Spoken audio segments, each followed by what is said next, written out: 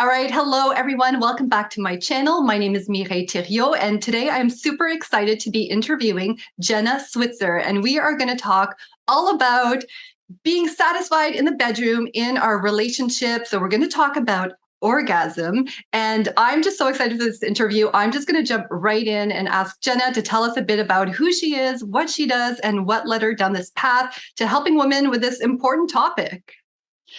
Yeah, so thank you for the intro. As you said, my name is Jenna Switzer. I'm a holistic sexologist and yoga teacher trainer. So I taught yoga for about 10 years. I think we're pushing 11 now. I still have a few one-on-one clients that I work with. And throughout that time, I was always very anatomically focused in yoga. So I worked a lot in alternative yogic spaces. So we'll say like I taught in CrossFit boxes and gyms and fire stations and a lot of places where it's very focused on anatomy, biomechanics, physiology, like what's really happening in the body. And so it was through this like practice that I really got introduced to what's going on in our pelvis and what's going on in our pelvic floor. And this was a huge black hole for me. I come from a very conservative family. And so this entire area of the body was like totally taboo growing up. And we had all these like weird code names for these areas of our body. I'm sure you can relate. Like Yeah. it's hard when it comes to kids, but like it's so important to name those parts of your body. Yeah. So throughout yoga, I was really interested in mindfulness, in the anatomy, physiology, and biomechanics, as I said. And so eventually I became very, very interested in the pelvic floor, in the pelvis. And I'd always really been intrigued with the way pleasure manifests in our lives and the way different people interact with pleasure. And so I had a few really tough experiences in my intimate life. And that led me to like really go down a hole of like, how can I holistically heal these traumas? How can I use the tools that I've been taught through these yogic traditions, Tantra, Taoism, like even Buddhist, like mindfulness practices to really heal this area of my body and create a sense of intimacy, both with myself and with my partner. And so that was a really kind of powerful shift for me. And then I just felt myself more and more pulled away from like traditional yoga teaching and more towards empowering people in their pleasure. And for a while, I was calling myself a pelvic floor specialist because that's what I felt like I was really doing. And nobody really understands that. So I've switched over to sex coach, and that seems to land. People seem to understand that. And I teach exactly what I've been teaching for a long time, just like more focused on pleasure, orgasms, intimacy, how to really connect to all of those things with yourself and what we have happening on the micro level, right? So how you do one thing is how you do everything. So your ability to experience pleasure in the bedroom is a litmus test for how you're able to experience pleasure in life and vice versa. So kind of like that holistic approach to feeling good and yeah, having amazing orgasms. I love that. I love all the links that you made in this intro and when you were talking to us about the subject and your journey, especially like the links to the spiritual parts of it, and even just as a reflection of experiencing pleasure in other areas of our life. And I think this is really important.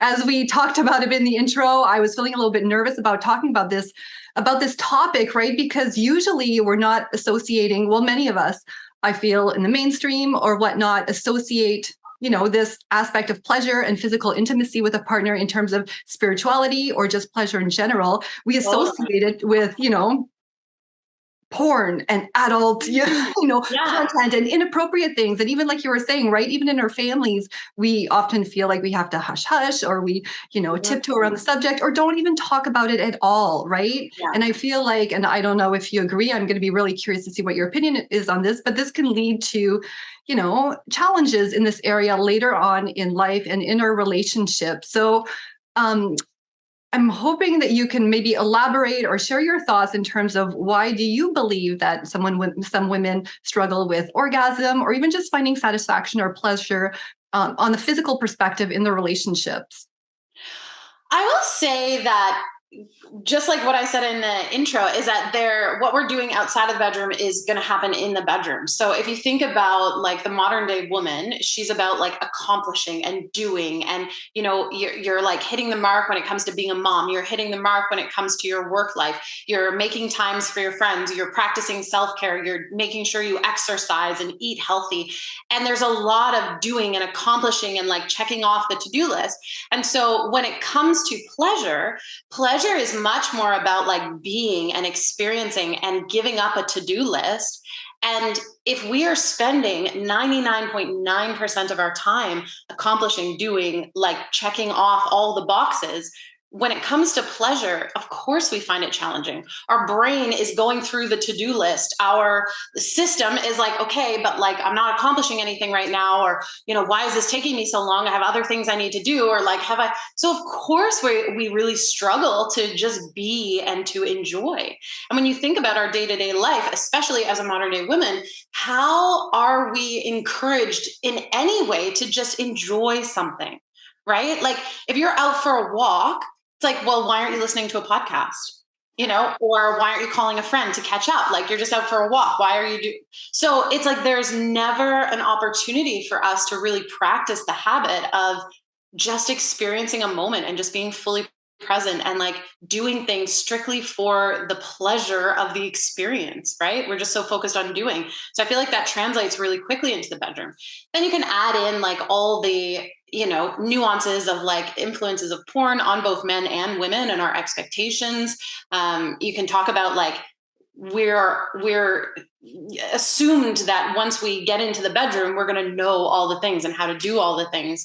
And when you don't know, like, who do you ask? It's so hard. Like you might ask a friend. If you're brave enough and you ask a friend, she either has no idea, or there's a potential that she kind of like playfully teases you about you not knowing. And then you're embarrassed and then you never ask again. So there's so many layers to it. But I think if I'm just like what I really think is the biggest problem is that we are so focused on doing and accomplishing that it's hard to just be an experience and enjoy pleasure.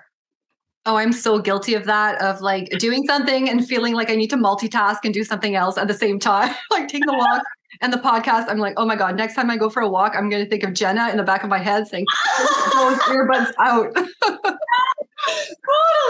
Totally. But there are two things that I wanted to touch on, and I hope I don't forget them, because it as you were saying those amazing, powerful things, it brought those up for me. And I guess the first one is like, I can really resonate to, right, as being a business owner and being a mom and having all these, hobbies and passions, like a lot of us, right? So many things on our plate, and ticking off these boxes, right? And achieving in these areas of our life, like going into the bedroom, I would think it would be kind of, for a lot of us, it would feel natural to go in the bedroom expecting to accomplish, right? Still be kind of in our own masculine in the bedroom, because, hey, we're achieving at our career. Hey, we're rocking this mom thing, or not. Some moments we are, some moments we aren't, in all those aspects. But then also going in the bedroom and feeling like, again, we need to accomplish. We need to, reach that level of pleasure, and to feel like we're doing something. So yeah, you touched on that on the receiving, because I can so see how we'd want to go in there and want to still accomplish, or feel like it's on us, right? Like a lot of women, even in our relationships, we feel like a lot of things are on us to do, or we've taken on a lot of responsibility or expectations, and then it's kind of like in the bedroom, it's like, okay, well, I feel like I need to do something. Like well-meaning partners in the bedroom that are like, okay, I'm just gonna like focus on you till you orgasm, and like it sounds so like sweet theoretically. It's like, oh, I wish every man would just focus on her pleasure. But the problem is, like in my experience, is that puts a lot of pressure on me. Right? Like if you are just like focused on me and I need to orgasm, and like you're just gonna, focus, like it's nice if it's just about me feeling good, but oftentimes it's about them ticking a box, right? Mm-hmm. She needs to orgasm. I saw online that it's really important for women to experience pleasure. Therefore, she needs to orgasm.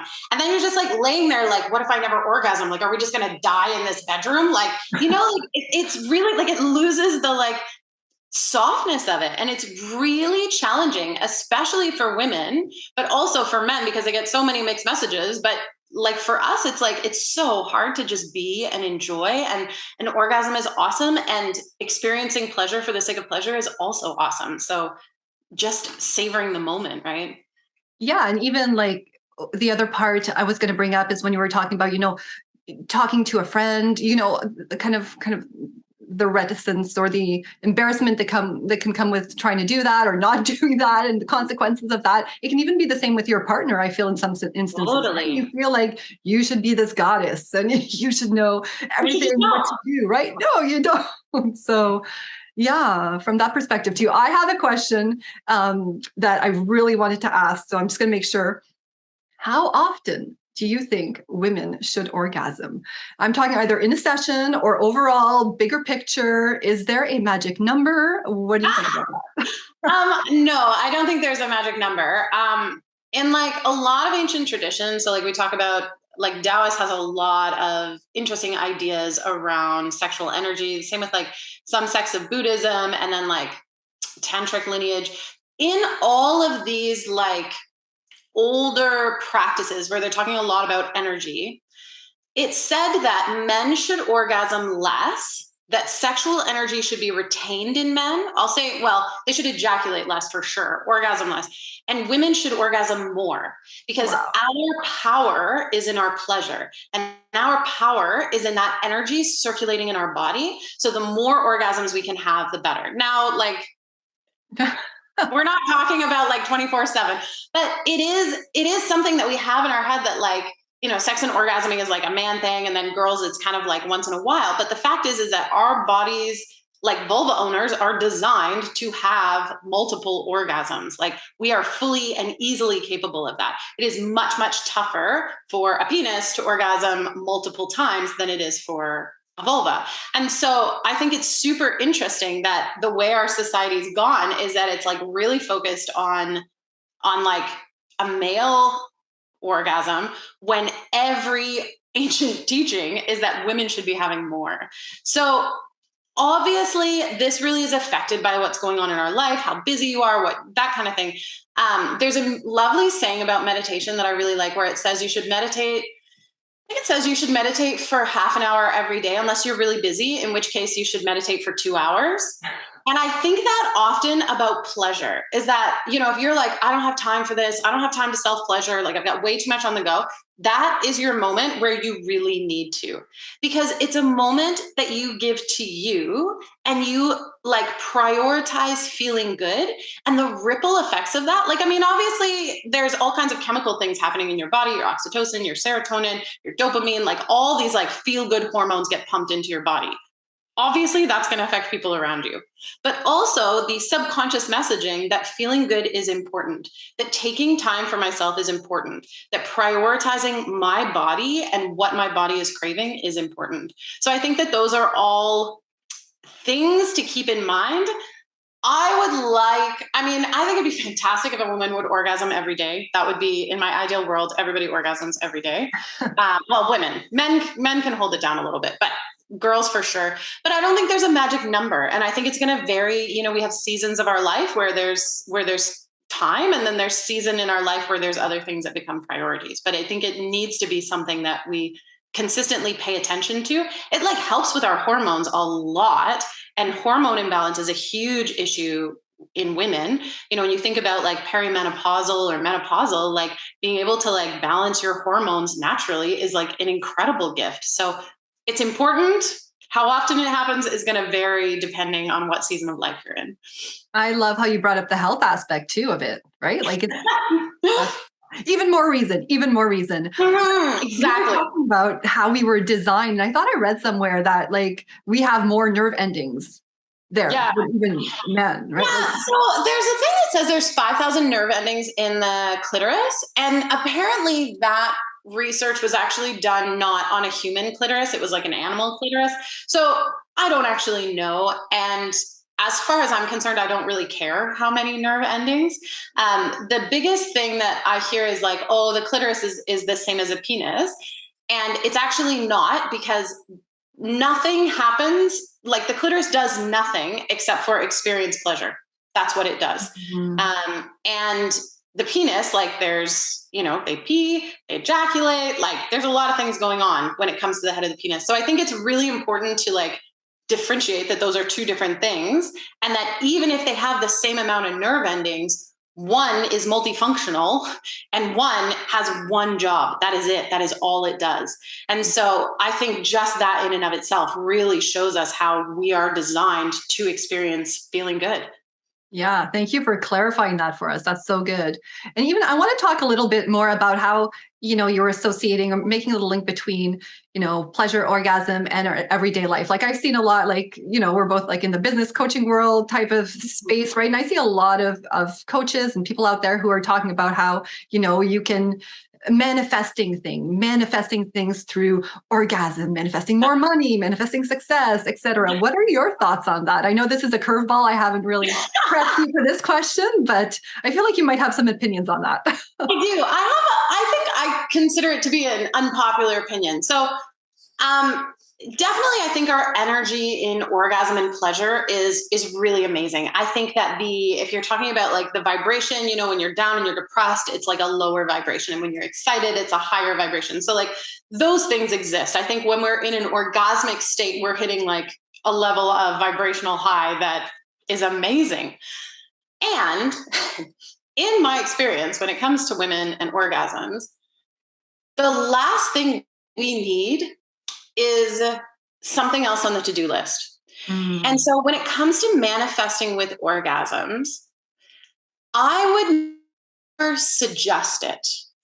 And not because I don't think it's possible, but because it feels like a capitalistic twist on something that could just be feeling good.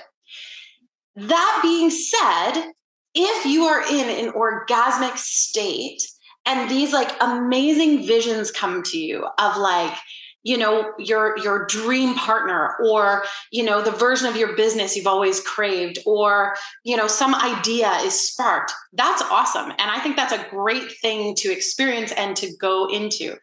But for women, especially in our society, you look at all the statistics about how hard it is for women to orgasm because of these struggles, because of the things we don't know, all of this. I feel like adding in manifesting is just like one more to-do list, right? So now we're taking away orgasming just for the sensation of pleasure and intimacy with yourself or with a partner. And now we're making it about accomplishing something. So I think for the majority of people, manifesting during orgasm is not as healthy as just orgasming for the sensation of pleasure. And are there exceptions? Absolutely. Do I think it's a powerful state? 100%. So it really depends on where you're coming at it. But I would say in general, not my favorite thing. I generally don't recommend it. I love unpopular opinions, but I really resonate with what you're saying, right? In terms of even it just enabling you to be in, I hate the term higher vibe state there, a little bit overused, get you buzzing. And then, like you said, you feel better afterwards. So maybe it's more about, you experience that pleasure, like you were saying, right, for what it is. And then, hey, if you feel better after, you're probably going to be magnetic to whatever, right? Just from absolutely that, but not putting that pressure on yourself. Again, there's already enough pressure. Exactly. Totally agree. Yeah. So I am curious if there is, one tip that you can give the ladies watching today that would help them, like right now, something they can start doing today to help them be either better receivers in the bedroom, help them achieve orgasm or pleasure more easily. What is something that viewers today can take away and start implementing now to help them? Okay, so I'm not going to be able to stick to one. I already know. Like, I'm just going a million miles a minute. Okay, so let's do three. Let's do three because magic number three. So the number one thing I would say, especially women in North America, is stop doing Kegels. So get it out of your head that Kegels. Wow. Here's another unpopular opinion. Because that is really quickly, Dr. Kegel was in the 70s, late 60s, early 70s, and he came up with this exercise that was really helpful to women at the time, right? Women at the time were dealing with a very different stress level than the women today, right?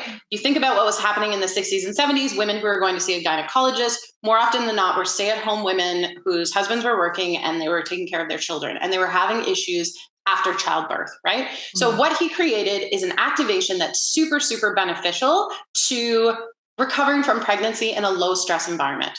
Now, we live in a high stress environment where our tissues are more tight than ever, right? What we need to learn to do, and I think anybody watching this is going to be like, she's not wrong, is relax. Like, we just need to learn how to relax. And so what's happening is the muscles of our pelvic floor are tight because all of us are tight, because we've got so much going on and our body is just maintaining tensions that we're constantly ready to do, accomplish, be. What we do when we Kegel is we contract even more. So in the same way you do like a bicep curl, right? And then eventually you kind of can't straighten your arm. Same thing with the pelvic floor. So you contract. Eventually you actually can't relax those tissues anymore.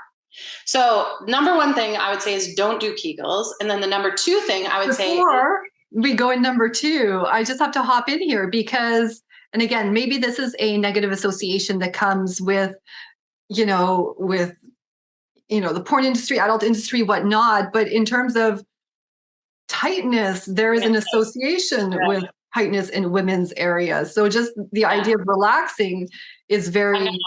So this is really interesting because the tension is not what gives.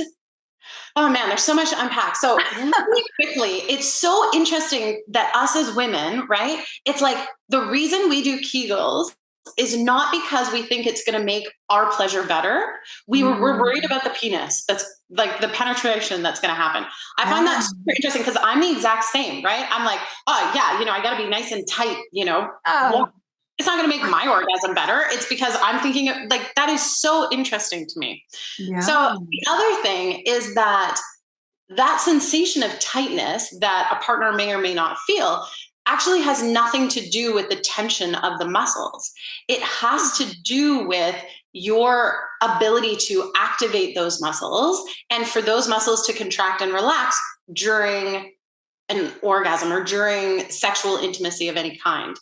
So if your tissues are chronically tight, there's no guarantee that somebody is going inside of you feeling like it's tight. To them, it could feel loose. Wow. It's not correlated at all. Yeah, it's super interesting, hey? I think it's the lexicon because we use the same word tight for muscles that we use for tight for our vagina, and it's not quite the same. Yeah. So the reason I want to tie it into number two is because breathing, I think, is the most powerful tool that we have that's easily accessible, right? So we often are chest breathers. One of the things that all of us coaches are doing are trying to get people to breathe into their belly. So your entire torso is like an egg, right? And if you could imagine, this is your diaphragm, your lungs are sitting on top, diaphragm's here, pelvic floor is here. Pelvic floor, the muscles right at the bottom of your pelvis, right?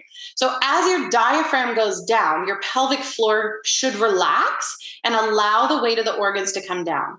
Then when you exhale, your pelvic floor engages a little bit and the diaphragm goes up. So then every time you inhale, the pelvic floor should relax. Every time you exhale, it'll activate a little bit. And so this just like mindfulness practice of like breathing and trying to feel the muscles between your sit bones move as you breathe, just that practice is really good for mindfulness, keeping your mind focused on one thing. Benefits you in increasing neuromuscular proprioception, so ability to feel those muscles in your body. Plus, it'll increase blood flow and circulation, which is how we get aroused and turned on and part of our orgasmic pleasure anyway. So that breathing practice, I think, is really important too.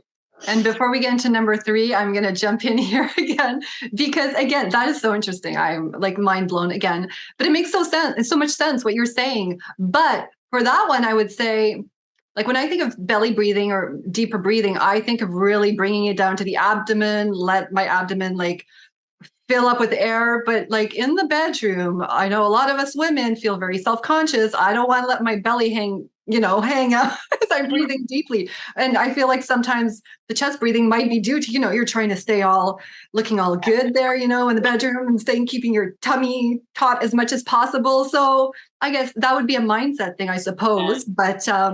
It is a mindset thing and it's tricky to overcome. And I will say that to me, that like when I think about it, that's a big hurdle, right? Overcoming self-consciousness when you're naked in the bedroom, that's a big hurdle.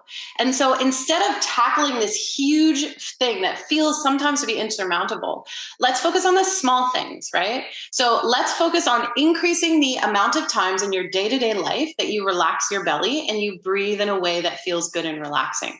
So that way, when you're in the bedroom, it's easier to drop into that style of breathing without even paying attention, right? Without thinking to yourself, like, okay, you're going to relax your belly. Here we go. Like it's because you're doing it so much on a day-to-day basis that when you're in the bedroom, it's easier. And I will also contrast that by saying, like, often if you're like super turned on, you're chest breathing because you're just like going for it. And the breath tends to stay up high. So again, practicing that like deep belly breathing is going to help you stay in that more parasympathetic nervous system and be able to like experience like more intense pleasure. Interesting. What's number 3? So number 3, I would say, is exactly what we were talking about, is like give yourself the opportunity to experience non-sexual pleasure. So we often hear the word pleasure and we're like, oh yeah, okay, orgasm, okay, sex. But pleasure, one of the practices I have almost every client that I work with do is write out a list of non-sexual pleasures. And when they are reading this list back to me or telling me the list, like the way they talk about it gives me goosebumps. Like you can just tell, that like cuddling with my dog, or the sound of my baby laughing, or, the way my baby smells in the morning, or, when my partner comes home and just holds me.